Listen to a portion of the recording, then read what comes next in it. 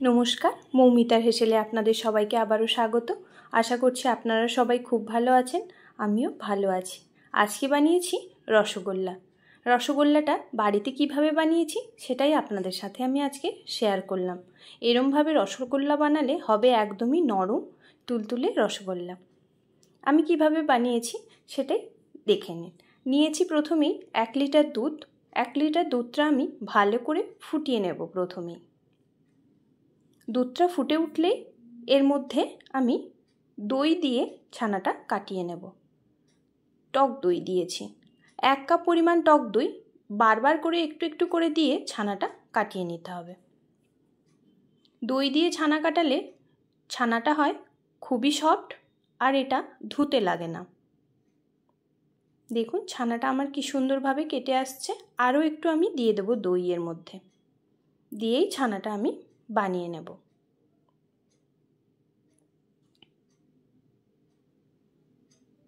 देखुन छाना काटानो एकदमई रेडी। एटा आमी एबार छेके नेब।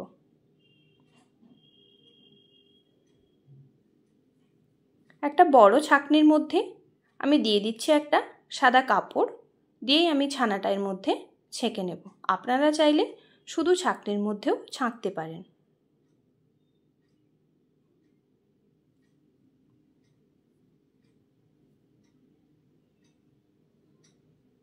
छानाटाके छेके निये रेखे देब एइभाবেই जल झरानोर जन्य बेश किछु समय।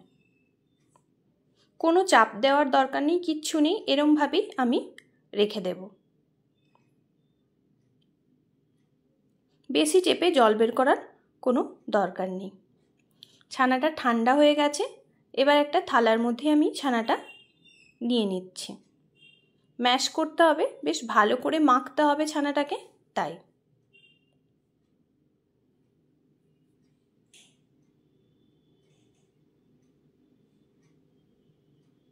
देखुन এইভাবেই ছানাটাকে বেশ কিছু সময় মেখে নিতে হবে। বেশ সফট হয়ে যাবে সেই পর্যন্ত, দানা দানা যেন না থাকে ওই রকম পর্যন্ত ছানাটাকে মেখে নিতে হবে।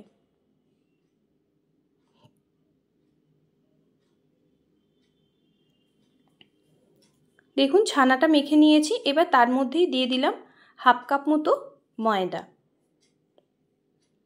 তার সাথেই দিয়ে দিলাম হাফ চামচ মতো ঘি আর দিলাম 1 চিমটি মতো এলাচের গুঁড়ো। সুন্দর টেস্ট হবে তাই। আর দিলাম 1 চিমটি মতো বেকিং সোডা। দিয়েই বেশ ভালো করে এটা মেখে নিতে হবে।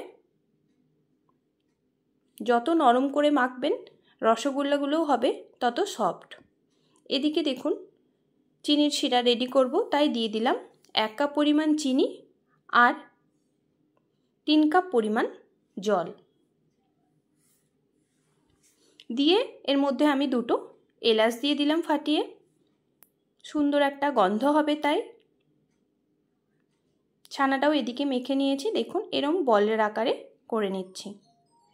যেরকম চাইবেন সেরকম শেপ দিয়ে নেবেন। দেখুন ছানার বলগুলো এরকম রেডি করতে হবে যেন ছানার মধ্যে কোনো ক্র্যাক ভাব না থাকে। দেখুন সবগুলো বলের আকারে গড়ে নিয়েছিলাম। এবার এদিকে চিনির শিরাটাও রেডি হয়ে গেছে। এর মধ্যে এবার দিয়ে দেব।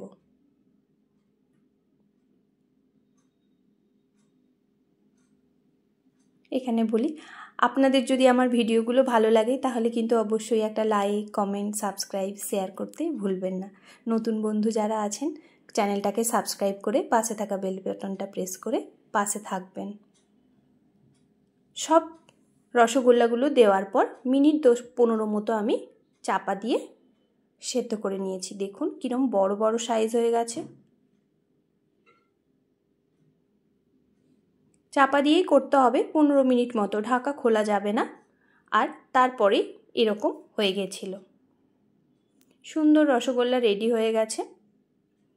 দেখাই সার্ভ করে। দেখুন কেমন হয়েছিল। দেখা হচ্ছে অন্য ভিডিওতে। ভালো থাকবেন, সুস্থ থাকবেন।